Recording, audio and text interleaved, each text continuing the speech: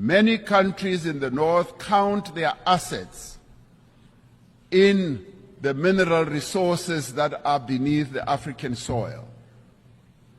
The wealth of Africa belongs to Africans. Centuries after the end of the slave trade, decades after the end of the colonial exploitation of Africa's resources, the people of our continent are once again bearing the cost of industrialization of the North and the development of the wealthy nations of the world. This is a price that the people of Africa are no longer prepared to pay. Many countries in the North count their assets in the mineral resources that are beneath the African soil. The wealth of Africa belongs to Africans. The mineral wealth that is beneath the soil of Africa must, in the end, accrue to Africans. We urge global leaders to accelerate the global decarbonization while pursuing equality and shared prosperity. We need to advance all three pillars of the Paris Agreement: mitigation, adaptation, and support, with equal ambition and urgency. Breaking. Tonight, a new diplomatic moment is sending ripples through global politics. South Africa has publicly backed Venezuela at a time when the world is already tense. In a statement that quickly drew international attention, South Africa's president spoke in support of Venezuela's government and its leadership, calling for respect for sovereignty and an end to outside pressure. The response from Washington was immediate, cautious, and closely watched. First, let us lay out the facts. South Africa has a long history of emphasizing non-alignment and multilateral diplomacy. In recent years, it has deepened its engagement with countries in the global south and strengthened its role inside groupings like BRICS. Venezuela, meanwhile, remains under heavy sanctions from the United States and several allies. These sanctions target key sectors of the Venezuelan economy, especially oil, and are meant to pressure political change. During a public address and subsequent diplomatic engagements, South Africa made clear that it does not support sanctions imposed outside the United Nations framework. The statement emphasized dialogue, sovereignty, and the right of nations to choose their own political paths. Venezuela welcomed the remarks, describing them as solidarity from a fellow developing nation. The United States did not issue an aggressive response. Instead, officials restated their position that sanctions are a tool to encourage democratic processes and accountability. They also reiterated the importance of human rights and political reforms. The language was careful, signaling concern without escalating tensions. This moment matters because it is not happening in isolation. South Africa is not a minor voice on the world stage. It is Africa's most industrialized economy and a key diplomatic player. Its positions often influence debates across the continent and within international forums. When South Africa speaks publicly on an issue involving the United States and a sanctioned country, it is noticed. Analysts warn that this public backing highlights growing differences between Washington and several global South nations. Many of these countries argue that sanctions hurt ordinary people more than political elites. Others believe sanctions are used too broadly and without sufficient international consensus. From South Africa's perspective, the message appears consistent with its foreign policy tradition. The country often frames its diplomacy around anti-colonial history, national self-determination, and negotiated solutions to conflict. By backing Venezuela's call for dialogue, South Africa positions itself as a defender of state sovereignty rather than as a supporter of any single political system. From the U.S. perspective, this is uncomfortable territory. Washington has invested years in building international pressure on Venezuela. That strategy relies not only on sanctions but also on diplomatic isolation. When influential countries openly challenge that approach, it complicates efforts to maintain a unified front. Even without breaking relations, public disagreement weakens the perception of consensus. This could mean a shift in how influence is exercised globally. For decades, U.S. foreign policy benefited from broad alignment with allies and partners. Today, the world looks more fragmented. Countries like South Africa are increasingly willing to voice independent positions, even when those positions clash with Washington's preferences. This does not mean alliances are collapsing, but it does suggest they are changing. There are also economic dimensions to consider. South Africa and Venezuela are both members of international groupings that aim to expand trade among developing economies. Energy cooperation, investment discussions, and alternative payment systems are often part of these conversations. While no major economic deal was announced alongside the statement, the political signal opens the door to closer engagement in the future. For the United States, analysts warn that repeated moments like this can slowly reduce diplomatic leverage. When countries believe they have alternatives, they are less likely to adjust their positions under pressure. Sanctions and public criticism become less effective when not widely supported. At the same time, it is important to avoid overstating the situation. South Africa has not cut ties with the United States. Trade continues. Diplomatic channels remain open. Cooperation exists on health, education, and regional security. This is not a rupture. It is a disagreement expressed openly rather than quietly. That openness is what makes this moment feel dramatic. In the past, many countries would voice concerns behind closed doors while maintaining public alignment. Today, more governments are choosing to speak publicly, even when doing so risks criticism. This reflects a broader confidence among emerging powers and a belief that global rules should not be set by one group alone.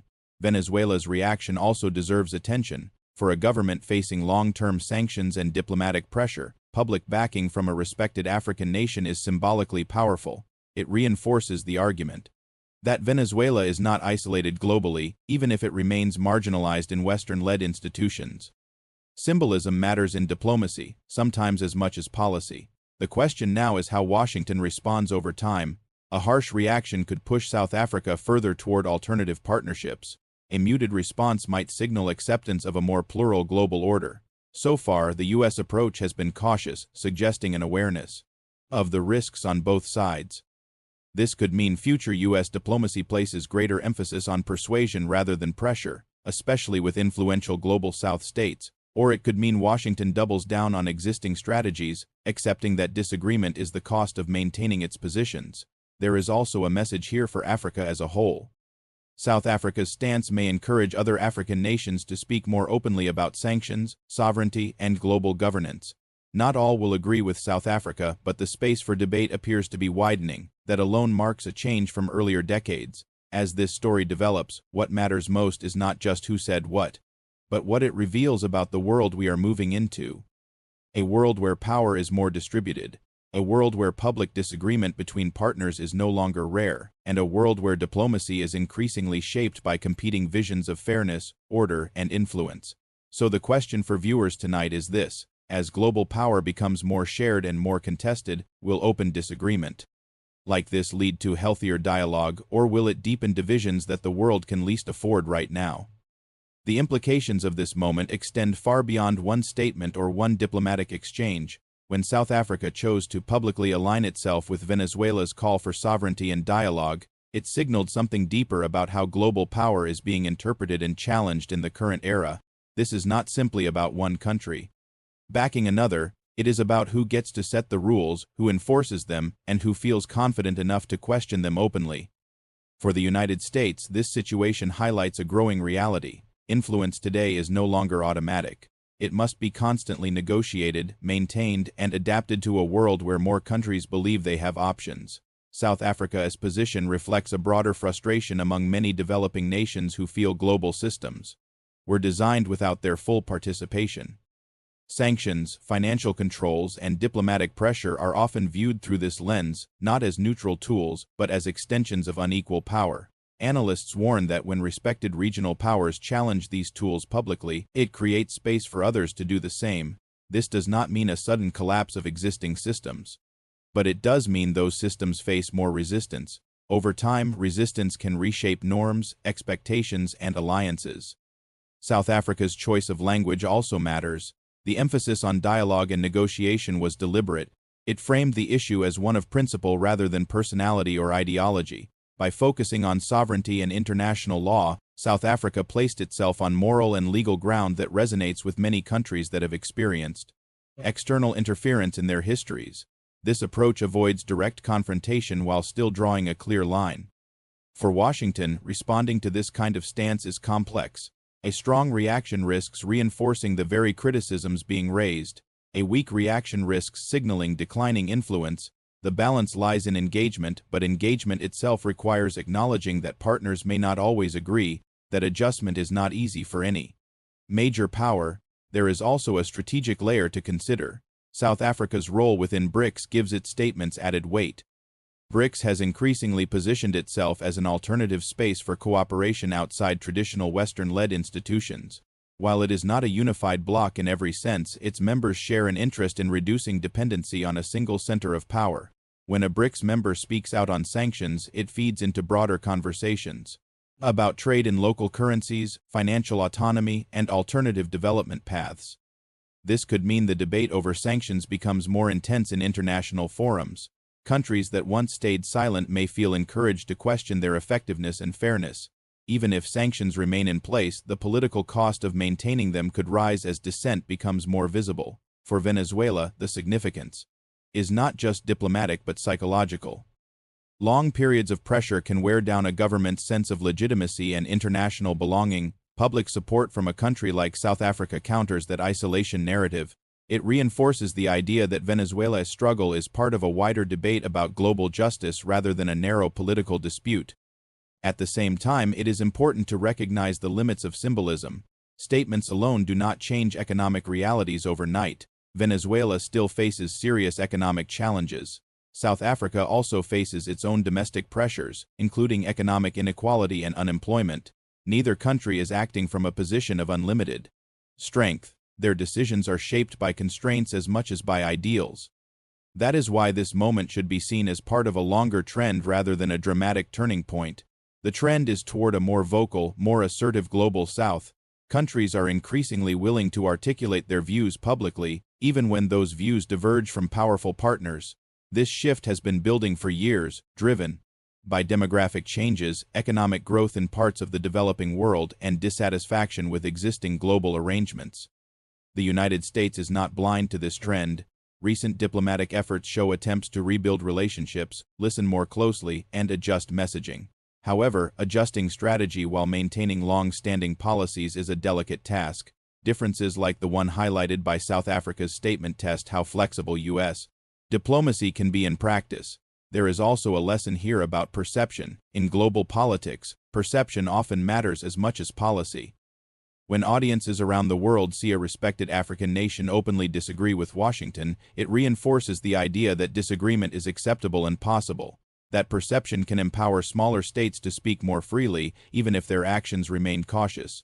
Critics of South Africa's stance argue that neutrality or non-alignment can sometimes blur accountability.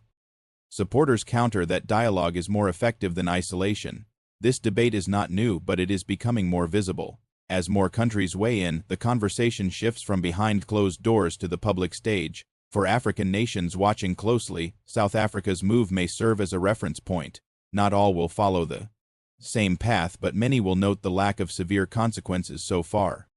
That observation alone can influence future decisions. Silence often comes from fear of retaliation. When that fear appears less justified, silence becomes harder to justify. For global audiences, this episode also raises questions about consistency. Sanctions are applied unevenly across the world. Some countries face heavy pressure, while others do not, despite similar behaviors. This inconsistency fuels skepticism and weakens moral arguments. South Africa's statement indirectly touches on this issue by calling for principles rather than selective enforcement. Looking ahead, this could mean international diplomacy becomes louder and more contested. Consensus will be harder to achieve, but debates may be more honest. Whether that leads to better outcomes depends on how major powers respond. Engagement, compromise, and reform could strengthen global systems. Dismissal and rigidity could weaken them. What is clear is that the era of quiet alignment is fading. Countries are redefining their roles and asserting their perspectives with increasing confidence. South Africa's public backing of Venezuela fits squarely within this pattern. It is less about choosing sides and more about insisting on a voice. As the world absorbs this moment, attention will turn to what comes next. Will dialogue follow, or will positions harden? Will this encourage reform in how international pressure is applied, or will it deepen divisions? And perhaps most importantly, can a more open and multipolar world still find common ground on shared challenges? These are the questions that linger long after the headlines fade, and they are the questions shaping the future of global politics right now.